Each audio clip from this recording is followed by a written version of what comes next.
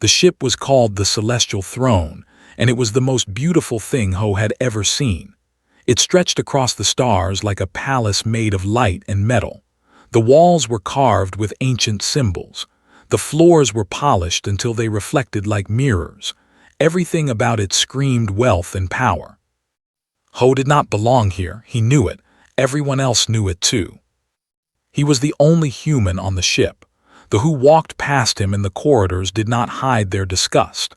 They were tall and graceful, with skin that seemed to glow faintly in the dim light. They lived for thousands of years. They had built empires across the galaxy when humans were still living in caves. To them, Ho was nothing, a primitive creature from a young world, a replacement guard hired at the last moment because no one wanted the night patrol shift near the cargo bay. He did not complain.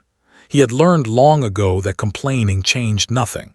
He simply did his job, walked his routes, and stayed out of everyone's way. His quarters were small and cold, tucked between storage containers in the lowest deck. The bed was hard. The food dispenser gave him bland nutrient paste instead of the fine meals served to the crew. But Ho had slept in worse places. He had eaten worse things. This was still better than the refugee camps on Mars or the broken ships drifting in the outer colonies. 3 weeks into the voyage, something unexpected happened. Princess found him. Ho was checking a door seal in the eastern corridor when he heard footsteps behind him. Light footsteps, almost silent. He turned and saw her standing there, watching him with curious eyes. She was younger than the other he had seen. Her face was softer, less sharp. Her hair fell past her shoulders like black silk. She wore a simple white dress instead of the formal robes of the court, and she smiled at him like he was a person instead of an insect. "You are the human," she said. It was not a question. Ho straightened and gave a small bow. "Yes, Your Highness." "What is your name?" "Ho." She repeated it slowly, testing the sounds. "Ho, that is a nice name. What does it mean?" He hesitated. No one had asked him that in years. "It means great protection. My mother chose it." The princess smiled wider. A good name for a guard. Ho did not know what to say, so he said nothing. The princess did not seem to mind. She walked closer, looking at him like he was a puzzle she wanted to solve. "I have never spoken to a human before," she admitted. "My tutors told me about your species. They said you live very short lives. Is that true?" "Compared to, yes." "How long?" 80 years if we are lucky, sometimes less." Her eyes went wide. To 80 years was nothing, a blink, a moment between breakfast and lunch. "That is so sad," she said softly. Ho shrugged. "We do not think about it much, we just live." The princess seemed fascinated by this answer. She asked him more questions about Earth, about human food, about human families and human dreams. Ho answered as best he could, surprised by her genuine interest. They talked for almost an hour before footsteps echoed down the corridor. Heavy footsteps, full of authority. Commander Sung appeared around the corner. He was tall even for with a stern face and cold eyes. He wore the silver armor of the Imperial Guard, and he looked at Ho like he was looking at dirt on his boot. "Princess," he said, his voice sharp, "you should not be here, and you certainly should not be speaking to this." Smile faded. "He has a name, Commander." "He is a human, that is all that matters." Sung stepped between them, blocking Ho from view. "Return to your quarters, Your Highness. I will escort you." The princess looked back at Ho one last time. There was something in her eyes. Apology, maybe, or defiance. "Goodbye, Ho," she said. "I hope we can talk again." Then she was gone, led away by the commander. Ho stood alone in the corridor, his heart beating strangely fast. He did not expect to see her again. He was wrong. 2 days later, Ho returned to his quarters after a long shift. He was tired and hungry. The nutrient paste was waiting for him, as bland and gray as always. But when he opened his door, he found something else. A small box sat on his bed. Inside were containers of food, real food, meat and vegetables and something that looked like cake. The smell hit him immediately, making his mouth water. There was a note tucked beneath the lid. The handwriting was elegant and careful. Humans eat so often, you must be hungry. Why? Ho stared at the note for a long time. Then he sat down and ate the best meal he had tasted in years. He did not know why the princess cared. He did not understand why she would risk trouble with the commander just to bring food to a human guard. But for the first time since boarding this ship, Ho felt something he had not felt in a long time. He felt seen. The next few days passed quietly. Ho continued his patrols. The princess did not visit again, but sometimes he saw her watching him from across a room. She would give a small wave, quick and secret, before looking away. It was strange. It was confusing. But it was also kind, and kindness was rare in the cold space between stars. Then, on the 15th night, everything changed. Ho was walking his usual route when the lights flickered.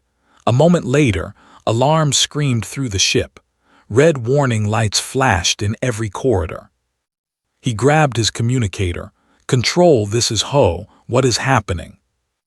The response was broken, filled with static, but he heard enough. Ships dropping out of hyperspace, Syndicate, all guards to defensive positions. Ho felt his blood go cold. The Syndicate, pirates, slavers, killers, they were the worst scum in the galaxy and they had found them. He started running before the message ended. His patrol route did not matter anymore. The cargo bay did not matter. Only one thing mattered now. The princess. He did not know why he cared so much. He barely knew her. She had spoken to him twice and brought him food once. That was nothing. That was less than nothing.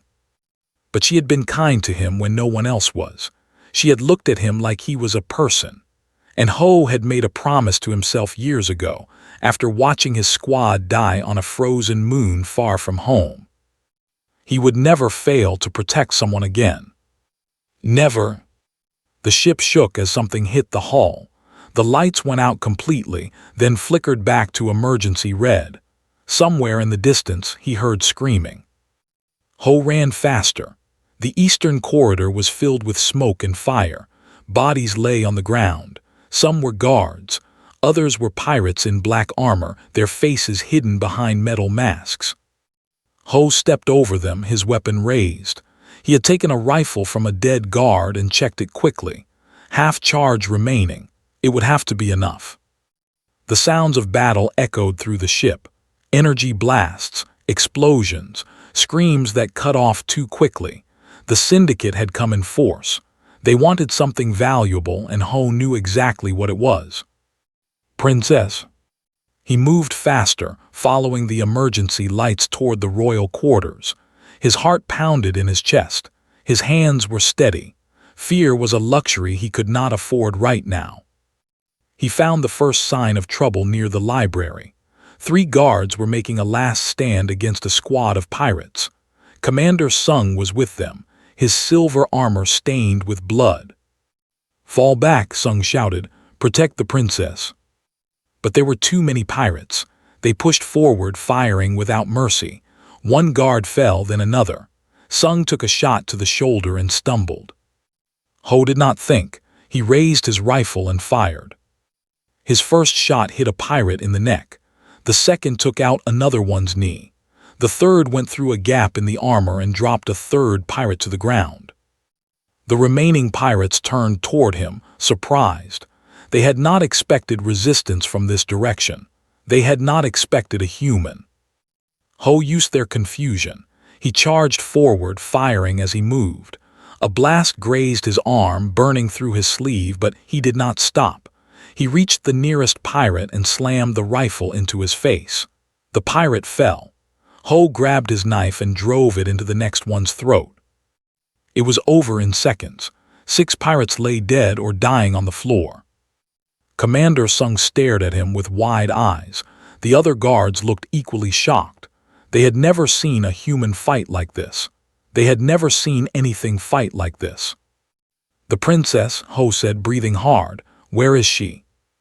Sung pointed down the corridor.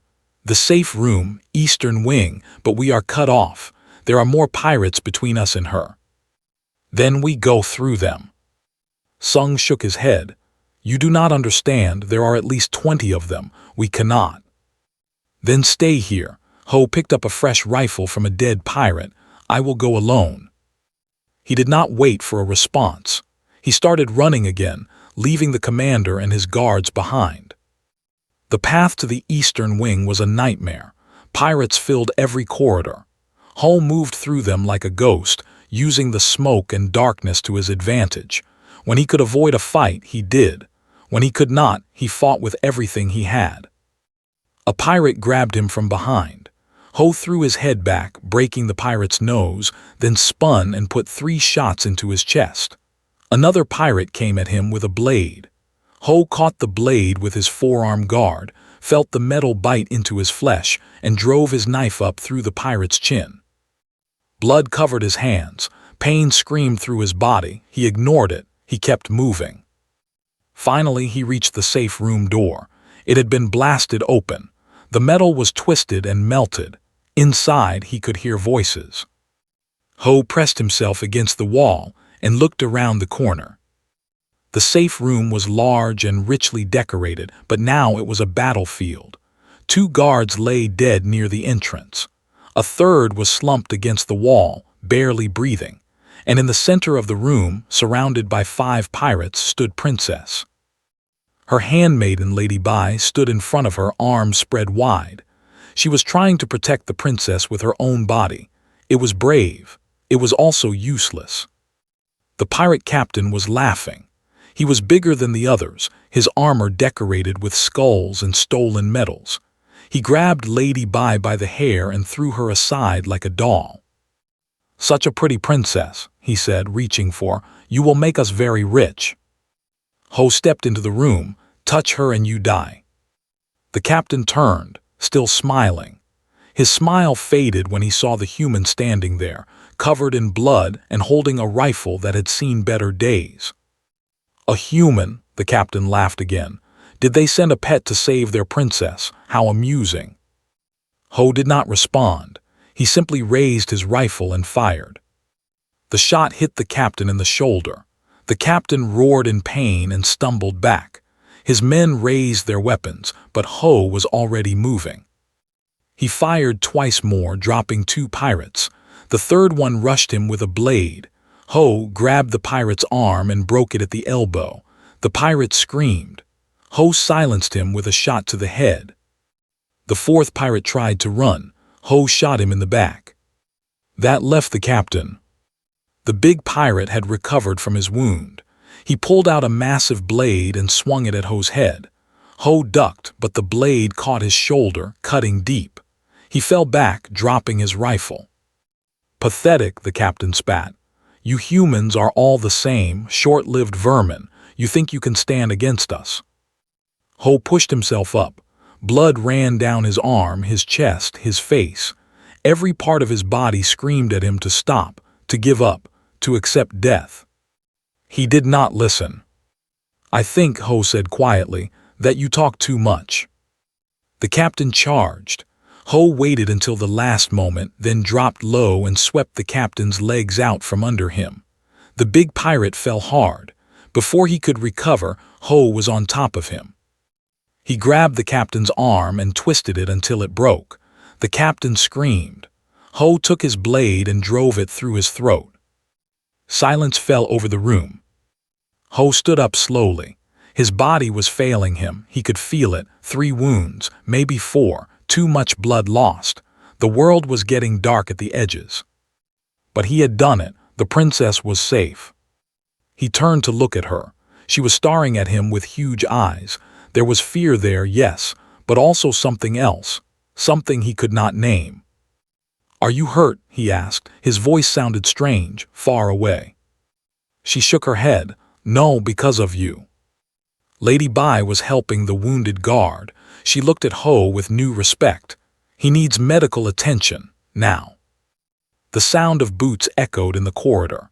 Commander Sung and his remaining guards rushed into the room, weapons raised. They stopped when they saw the bodies, when they saw the human standing in the middle of them, barely able to stand. "Secure the princess," Ho said, or tried to say.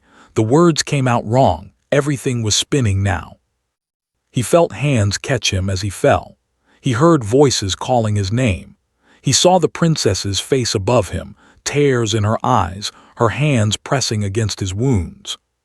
"Stay awake," she begged. "Please stay awake." He wanted to tell her it was okay. He wanted to tell her that he had done his job, that he had kept his promise.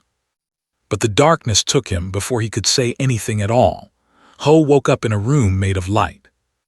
The ceiling above him glowed with soft blue patterns. The walls were smooth white stone, carved with symbols he did not recognize. The bed beneath him was softer than anything he had ever felt. It was like sleeping on a cloud. He tried to sit up. Pain flashed through his body, but it was distant, muted. Whatever drugs they had given him were doing their job. He looked down at himself. His wounds were gone. Where there should have been scars and stitches, there was only smooth skin. Medicine was beyond anything humans had ever created. "You are awake." The voice came from his right. Ho turned and saw Lady Bai sitting in a chair near the window. She looked tired but relieved. "How long?" he asked. His throat was dry. 5 days. The doctors were not sure you would survive. Humans are more fragile than," she paused. "But you are also more stubborn, it seems." Ho almost smiled. "Where am I?" The Imperial Medical Center." Bai stood and walked closer. "The celestial throne made it back safely, thanks to you."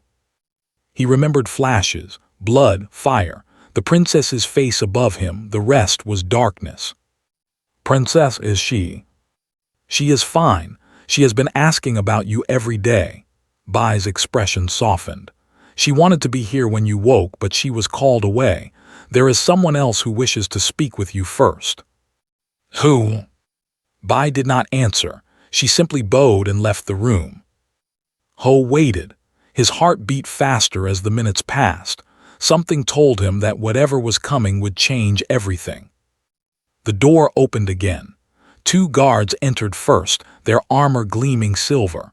They took positions on either side of the doorway and stood like statues. Then she walked in. Empress was the most beautiful and terrifying person Ho had ever seen. She was tall and slender, with silver hair that flowed like water down her back. Her eyes were ancient, deep. They held thousands of years of wisdom and power. She wore robes of pure white, simple but elegant. No crown sat upon her head. She did not need one. Everything about her screamed royalty without decoration. Ho tried to stand. His body screamed in protest. He managed to swing his legs off the bed and push himself to his feet, swaying slightly. The Empress watched him with those ancient eyes. She did not speak. She simply studied him like a scientist examining a strange new creature. "Sit," she finally said. Her voice was soft but carried absolute authority. "You will hurt yourself." Ho sat. He did not have a choice. The Empress walked closer.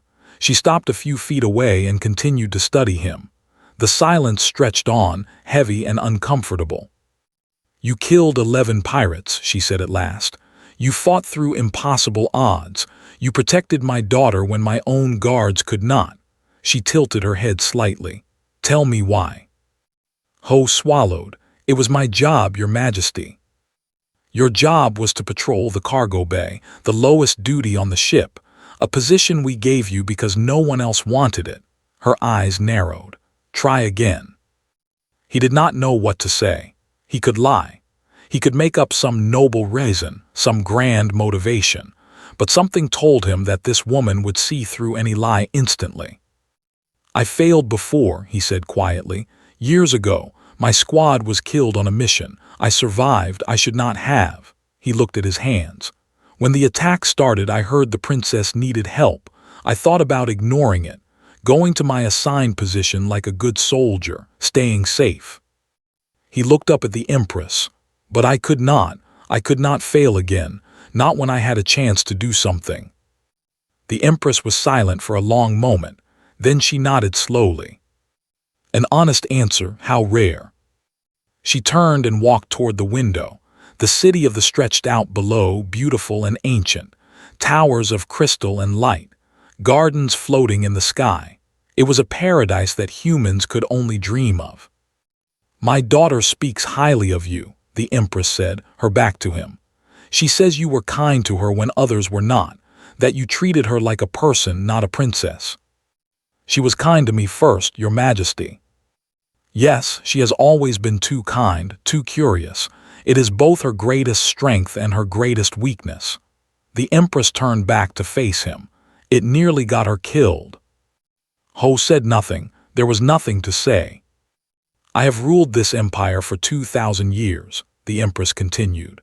"I have seen countless species rise and fall. I have watched civilizations burn and rebuild. And in all that time, I have learned one important truth. Kindness without strength is weakness, and strength without kindness is cruelty." She walked back toward him, stopping only when she was close enough to touch. "You have both, Ho, kindness enough to care for a princess you barely knew, strength enough to fight through an army to save her." Her ancient eyes bore into his. "That makes you valuable and dangerous." "I am just a soldier, Your Majesty." "No, you are much more than that," she straightened, "which is why you will not be leaving." Ho felt his heart stop. "What?" "You will remain here on the... You will serve as my daughter's personal guardian. You will protect her as you did on the ship." The Empress's voice left no room for argument. "This is not a request." "Your Majesty, I have a life on Earth, a home." "Do you?" Her question cut through him like a blade. "What waits for you on Earth, human? What home? What family? My advisors investigated you thoroughly. You have nothing. No one, just ghosts and regrets." The words hurt because they were true.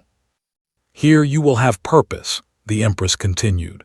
"You will have respect. You will be given quarters in the palace, access to our finest training facilities, and resources beyond anything your species has ever known." She paused. "All I ask in return is that you keep my daughter safe." Ho's mind raced. This was insane. He was a human, a nobody, and the Empress of the most powerful empire in the galaxy wanted him to stay, to protect her daughter, to become part of her world. But he could see the truth behind her generous words. This was not an offer. It was a command, and the beautiful quarters and fine resources were just gilded bars on a very real cage. "And if I refuse?" he asked quietly. The Empress smiled. It was not a warm smile. "Then I will be very disappointed, and I am told that disappointing me is unwise." She turned and walked toward the door. The guards fell into step behind her. She paused at the threshold and looked back at him one last time. "Rest now, Ho, recover your strength. Tomorrow you begin your new life." Then she was gone, and Ho was alone with the beautiful room and the beautiful view, and the terrible understanding that he had just become a prisoner in paradise. He lay back on the bed and stared at the glowing ceiling. Somewhere in this palace, Princess was waiting to see him. Somewhere, Commander Sung was probably furious about the Empress's decision. Somewhere, servants were preparing quarters for a human who had no business being here. And Ho could only close his eyes and wonder what he had gotten himself into. 6 weeks passed. Ho learned to live in his gilded cage. His quarters were larger than any apartment he had ever owned on Earth. The bed was too soft. The food was too rich. The clothes they gave him were made of fabrics that cost more than his entire yearly salary as a mercenary. He hated all of it, but he wore the clothes and ate the food and slept in the bed because he had no choice. Every morning, he reported to the princess's wing of the palace. Every evening, he returned to his quarters. He was given a communicator that tracked his location at all times. He was given access to the training halls, but guards always watched him from a distance. He could walk the gardens, but never alone. The invisible walls were everywhere. Princess tried to make things better.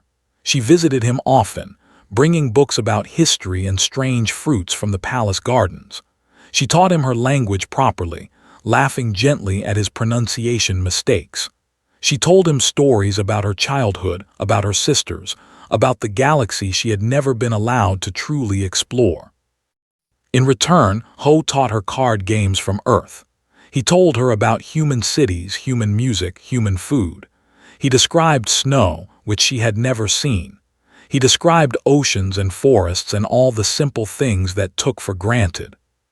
They became friends, real friends, and that made everything both better and worse. Better because he was no longer alone, worse because he was starting to care about this place, about her. Commander Sung made his displeasure clear every day. He watched Ho with cold eyes during training. He questioned every decision Ho made about security. He reminded anyone who would listen that a human had no place protecting royalty. The other nobles agreed. They whispered behind their hands when Ho walked by. They called him the pet and the Empress's curiosity and worse things in their own language, thinking he did not understand. He understood everything, he just pretended not to. Then on the 43rd day, Sung finally acted. It happened in the Grand Training Hall. Ho was practicing alone, working through combat forms with a wooden sword. The hall was beautiful, with high ceilings and windows that let in golden light. It was also empty, which was how Ho preferred it. The doors opened. Sung walked in, followed by a dozen of his guards and several nobles. Princess and Lady Bai were among them. "Human," Sung called out. His voice echoed through the hall. "I challenge you to a formal duel." Ho lowered his practice sword. He looked at the crowd that had gathered. Their faces were eager, hungry. They wanted to see him fail, to see him humiliated. "Why?" he asked simply. "Because you do not belong here." Sung walked closer, his silver armor gleaming. "You are a fraud, a primitive creature playing at being a warrior. The Empress may be fooled, but I am not." He stopped a few feet away. "I challenge you to prove your worth, or admit that you have none." The nobles murmured with excitement. This was exactly what they wanted. Ho looked past Sung to where Princess stood. Her face was pale, worried. She shook her head slightly, begging him not to accept. But Ho knew that refusing would only make things worse. The whispers would grow louder. The disrespect would deepen. He would lose whatever small standing he had gained. "I accept," he said. The duel began minutes later. They faced each other in the center of the hall, each holding a training blade. The rules were simple: first to yield or fall loses. Sung smiled. "I have trained for 300 years, human. You cannot hope to match me." "Then stop talking and show me." The commander attacked. He was fast, faster than anything Ho had ever faced. His blade moved like lightning, striking from angles that should have been impossible. Ho blocked the first blow, the second, the third. The fourth caught him in the ribs and sent him stumbling backward. The nobles laughed. Sung pressed forward. Another strike, another. Ho blocked desperately, but the commander was simply too skilled, too experienced, too everything. A blow to the shoulder, a blow to the leg, a final strike to the chest that sent Ho crashing to the floor. "Yield," Sung commanded, standing over him. Ho pushed himself up. His body screamed in pain, his arms shook, but he got to his feet. "No." Sung's smile faltered. "You are beaten, yield." "No." They clashed again. Sung was not playing anymore. His strikes came harder, faster, meaner. He hit Ho in the face, splitting his lip. He hit him in the stomach, driving the air from his lungs. He swept his legs and sent him crashing down again. The nobles' laughter had faded. They watched in silence now, something strange in their eyes. Ho got up. Again Sung knocked him down. Again Ho rose. Again and again and again. Each time slower, each time more painful, but each time he stood. "Why do you not yield?" Sung demanded. There was frustration in his voice now, and something else, something like respect. "You cannot win, you must know this." Ho spat blood onto the floor. "I do not need to win, I just need to not quit." He raised his blade with trembling arms. Sung stared at him for a long moment. Then he lowered his own blade. "Enough," he said quietly. "The duel is over." "I did not yield." "No, you did not." Sung's expression was unreadable. "You are stubborn, human, foolishly, recklessly stubborn." He paused. "But perhaps that is not entirely a weakness." He turned and walked away. The other guards followed. The nobles dispersed slowly, still silent, still watching Ho with those strange eyes. Only Princess remained. She ran to him as he finally let himself fall to his knees. "You fool," she whispered, kneeling beside him. Tears streamed down her face. "You absolute fool, why did you not yield? He could have killed you." "It was not that kind of duel." "That is not the point." She took his face in her hands, forcing him to look at her. "Your life matters, Ho. Do you understand? You matter." He did not know what to say. No one had said those words to him in a very long time. Lady Bai arrived with medical supplies. As she tended to his wounds, Ho looked up at the balcony above the training hall. The Empress stood there watching. She had been there the entire time. She smiled. It was small, barely visible, but it was real. Then she turned and walked away, leaving Ho to wonder what he had just proven. That night a package arrived at his quarters. Inside was a new training blade, perfectly balanced, with his name engraved on the hilt. There was no note, but Ho knew who had sent it. Commander Sung. He held the blade and felt something shift inside him. Not acceptance, not peace, but maybe, just maybe, the beginning of respect.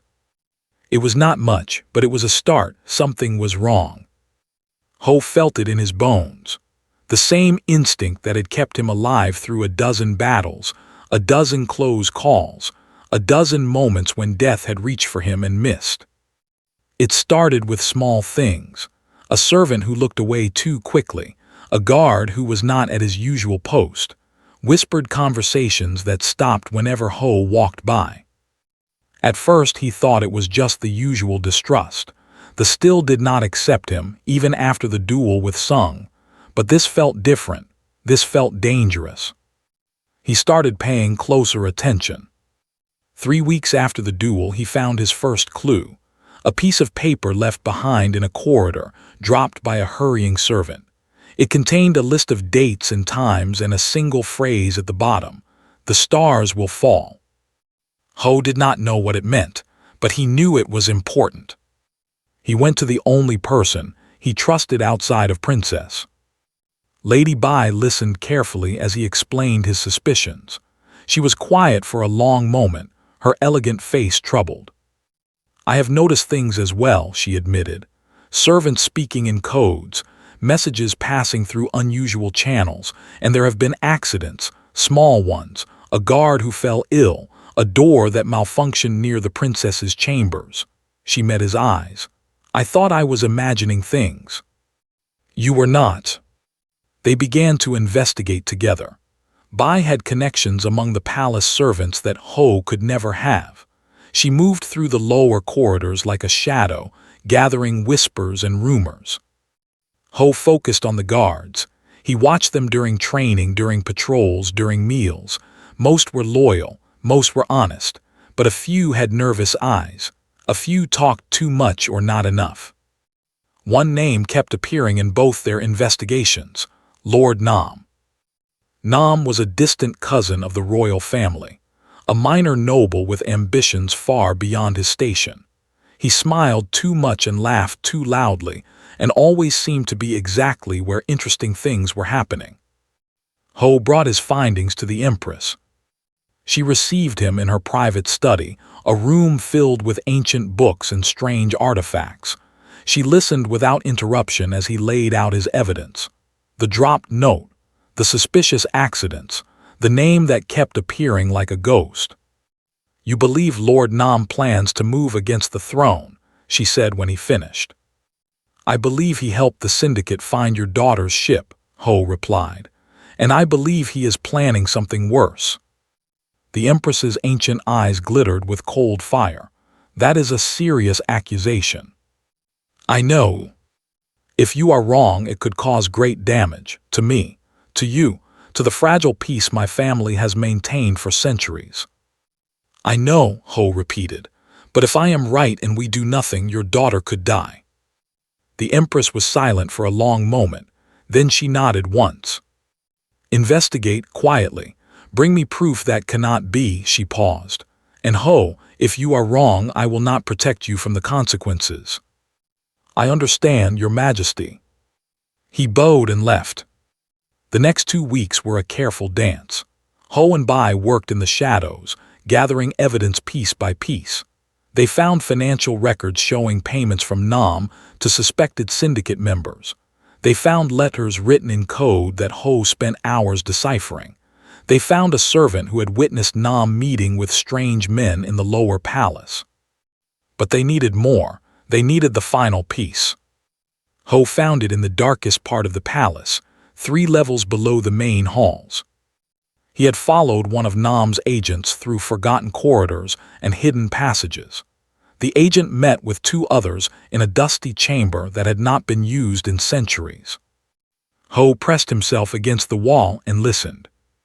The Festival of Stars, one man said, that is when we strike. The guards will be ceremonial only, another added. Most will be drunk on star wine. The princess will be in the open, surrounded by crowds, easy to reach, easy to take. And the human, he is always near her now. The human is nothing, he will die with the rest. Cold anger filled Ho's chest. He waited until the men finished their meeting and left. Then he stepped out of the shadows. One of the agents had stayed behind to collect his things. He did not see Ho until a hand clamped over his mouth. You have information I need, Ho said quietly. You can give it to me willingly or I can take it. Choose now. The man chose wisely. Within an hour, Ho had everything. The full plan, the number of assassins, the locations where they would strike, the signal that would start the attack. He also had the truth about Lord Nam. The noble was not just ambitious. He was mad.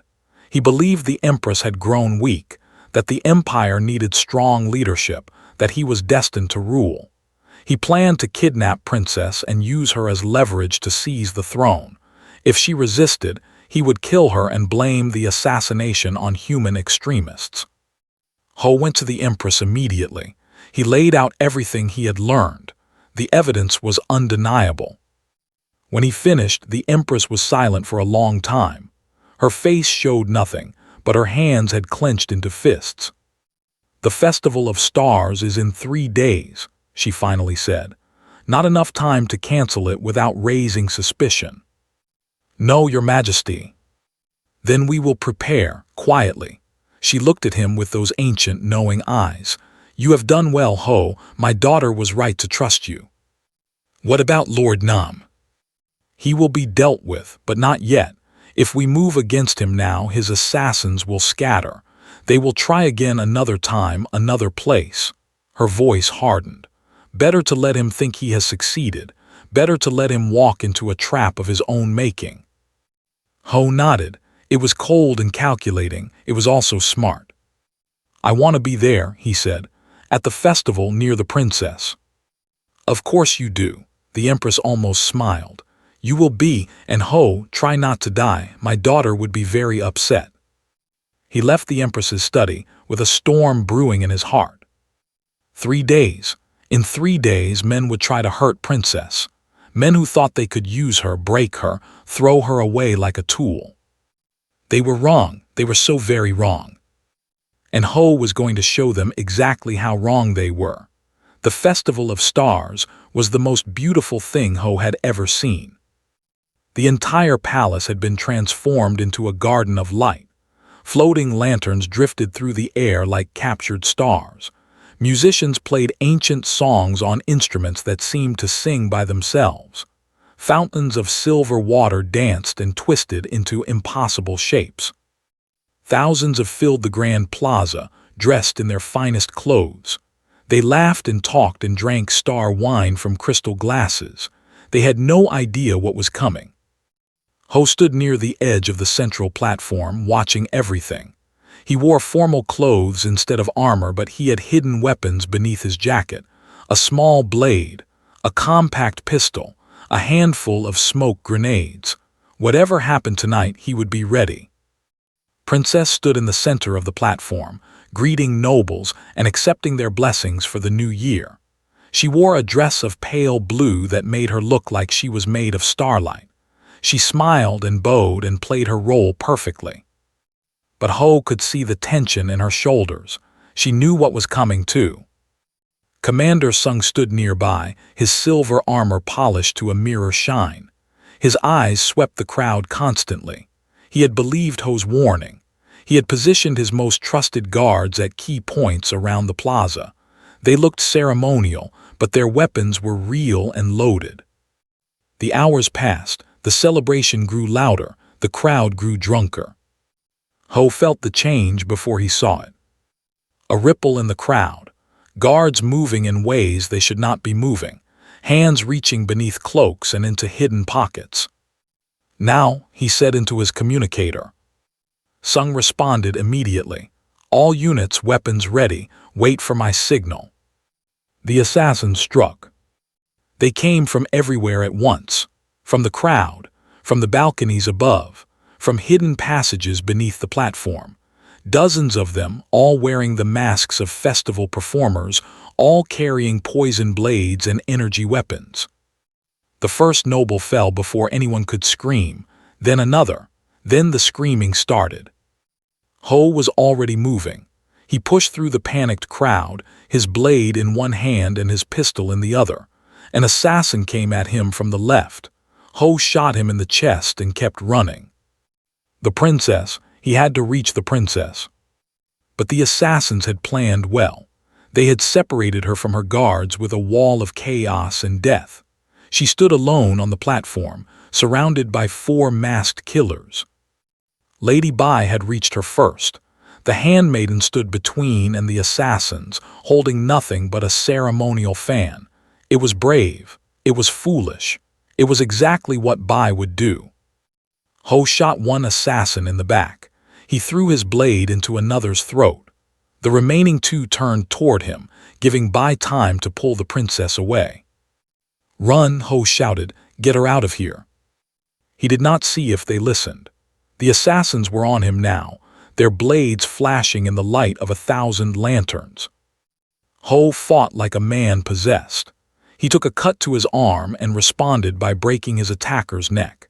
He took a blow to his ribs and responded by driving his recovered blade through a mask and into the face beneath. More assassins came. He killed them too. The plaza had become a battlefield. Sung's guards were fighting everywhere, silver armor stained with blood. The nobles were running, trampling each other in their panic. Fire had started somewhere, spreading through the decorations. And through it all, Ho kept moving. Keep fighting, keep searching. He found Princess in the Garden of Ancestors at the heart of the palace. She had almost escaped. Almost. Lord Nam stood blocking the exit.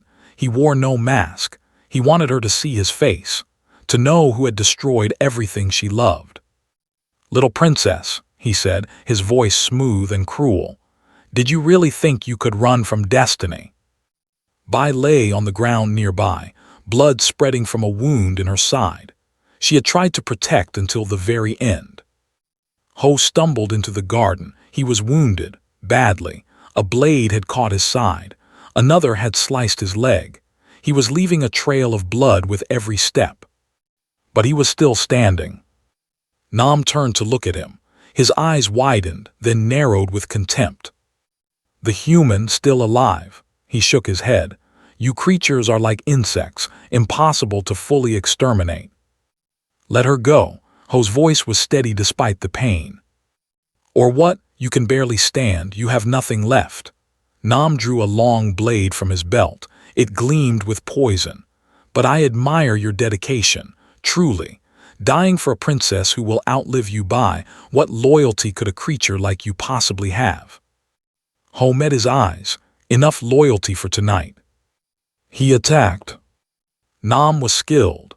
Centuries of training had made him deadly. His poisoned blade danced through the air, seeking Ho's heart. But Ho was fighting for something more than skill. He was fighting for the princess who had shown him kindness when no one else would. He was fighting for the life he had found in this strange, beautiful prison. He was fighting because if he stopped, she would die, and that was simply not acceptable. He took a cut to his shoulder. He kept fighting. He took a stab to his side. He kept fighting. Nam's blade found his chest, sliding between his ribs. Pain exploded through his body. The world went white. He kept fighting. His hands found Nam's throat. They squeezed. They did not let go. Nam struggled, clawed. His eyes bulged with shock. A human should not have this strength. A human should not have this will. But Ho was not fighting like a human anymore. He was fighting like something older, something primal, something that refused to accept defeat. Nam's struggles grew weaker, then they stopped. Ho let the body fall. He stood there for a moment, swaying in the moonlight. The garden was quiet now. The sounds of battle had faded in the distance. Princess was staring at him. Her beautiful dress was torn and stained. Tears ran down her face, but she was alive. She was safe. Ho, she whispered. He tried to respond, but his legs would not hold him anymore. The world was getting dark, cold. He felt himself falling. She caught him before he hit the ground. Her hands pressed against his wounds, trying to stop the bleeding. She was shouting something, calling for help, calling his name. He wanted to tell her it was okay. He wanted to tell her that this was enough, that dying for someone you cared about was not a bad way to go. But the darkness took him before he could say anything at all. The last thing he heard was her voice, desperate and broken. "Do not leave me. Please, do not leave me." And then there was nothing. Death was not what Ho expected. He had always imagined it would be quiet, peaceful, an end to the pain and the fighting and the endless struggle to survive. Instead, it was cold, so cold, and somewhere in the darkness he could hear a voice calling his name. The thought of her pulled at him, drew him back toward something warm and bright. He followed the voice through the darkness, climbing toward a light that grew stronger with every step. His eyes opened.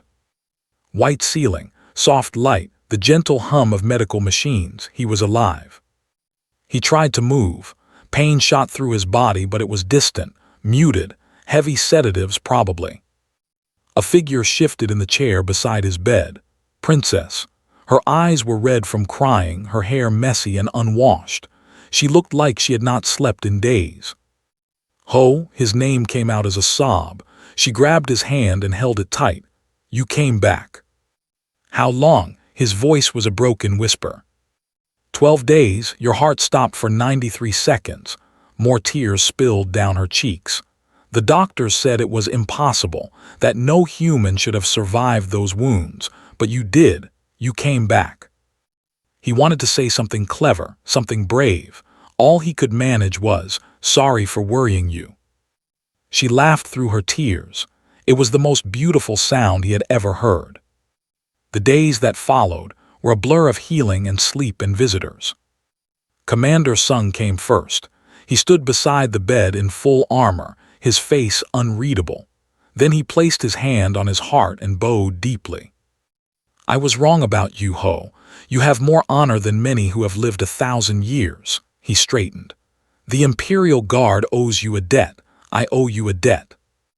Lady Bai came next, her own wounds bandaged but healing. She brought flowers from the garden and news from the palace. Lord Nam's conspiracy had been crushed completely. His allies were in prison or dead. The threat to the royal family was over. "You saved her," Bai said softly.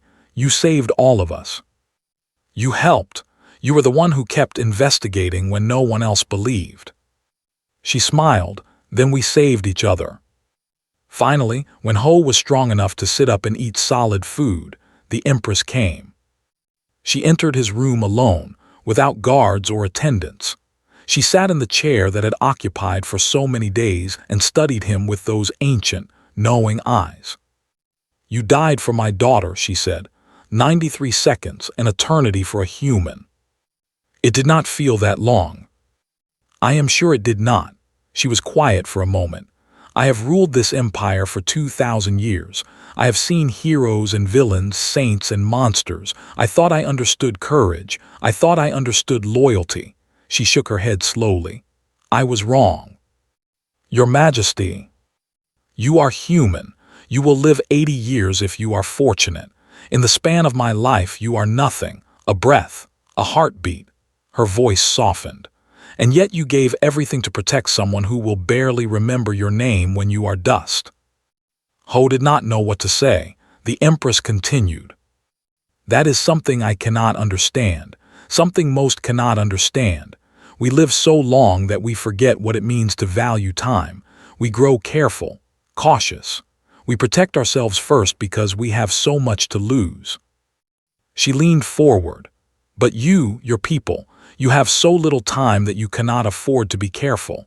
You throw yourselves into life, into love, into danger because every moment matters. Every choice counts. She paused. It is terrifying and magnificent. She stood and walked to the window. The city stretched out below, still bearing scars from the attack but already rebuilding. I brought you here against your will, she admitted. I called you a prisoner in gilded chains. I was not wrong, but I was not right either. She turned back to face him. You have earned the right to choose your own path. Ho's heart beat faster. What do you mean? I offer you a choice. You may return to Earth with full honors. I will give you wealth beyond anything a human has ever possessed. Ships, resources, whatever you desire. You will live the rest of your short life as a king among your people. She paused. Or you may stay, not as a prisoner, not as a servant, but as a citizen of the empire with rank and title and purpose. You will serve as shield of the crown, protector of my daughter and my bloodline, the first human to hold such an honor. The choice hung in the air between them. Ho thought about Earth, the planet that had forgotten him after his squad died. The cold apartments and empty bars and the faces of people who did not know him, did not care about him, would never miss him. Then he thought about this place, the palace that had become familiar, the gardens where he walked with, the training halls where he had earned respect through blood and stubbornness, the people who had started as enemies and become something like family. He thought about her smile when she brought him food on the ship, her tears when he lay dying, her hand in his during the long nights of recovery. The answer was obvious. It had been obvious for a long time. I will stay, he said. The Empress smiled. It was warm this time, real. Good, I was hoping you would say that. She moved toward the door. Rest now, shield of the crown. You have a ceremony to attend when you are healed. The ceremony was held in the throne hall, before the entire court. Ho knelt on the polished floor, wearing the formal armor of a guardian. It had been modified for his human frame, stronger and lighter than anything Earth could produce. The Empress stood before him, holding a blade of ancient silver. Princess stood beside her, beaming with pride. Ho of Earth, the Empress announced, her voice ringing through the hall. You came to us as a stranger. You served us as a guardian. You bled for us as a warrior. And you died for us as a hero. She lowered the blade to his shoulder.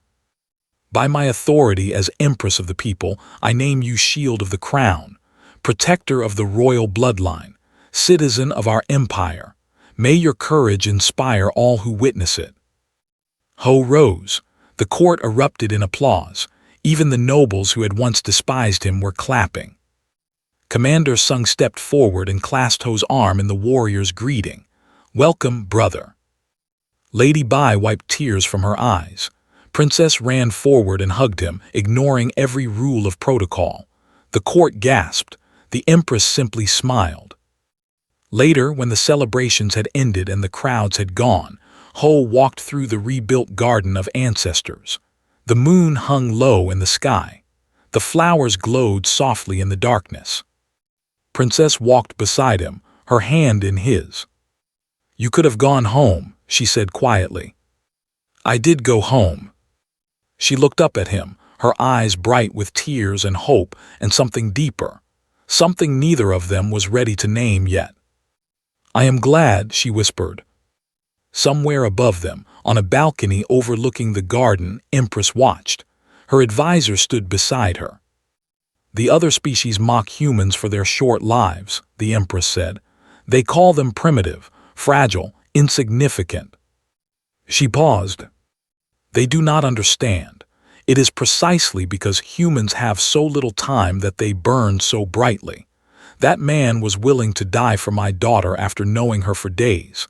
Tell me, how many of our immortal lords would do the same?" The advisor had no answer. The Empress smiled and turned away. "Keep watching the humans. I suspect the galaxy has underestimated them badly, and that mistake may change everything." Below in the garden, Ho looked up at the stars. Somewhere out there was Earth, his old home, his old life. But here, in this strange and beautiful place, surrounded by people who had become family, he had found something he never expected. He had found where he belonged. And that, he realized, was worth dying for. Worth living for too.